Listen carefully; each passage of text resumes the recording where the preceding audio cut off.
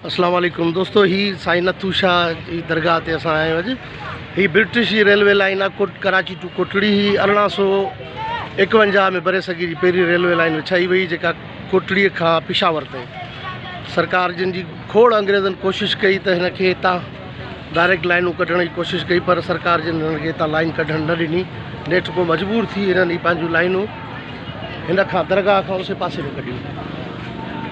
1851 में साईं जी मज़ार हिते मौजूदु हुई, साईं नथू शाह बुखारी जी दरगाह कोटड़ी।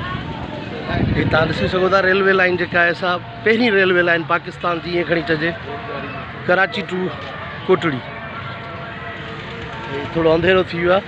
साम्हूं जेका आहे सा स्टेशन आहे कोटड़ी जी। ही पटड़ियूं वञनि पियूं।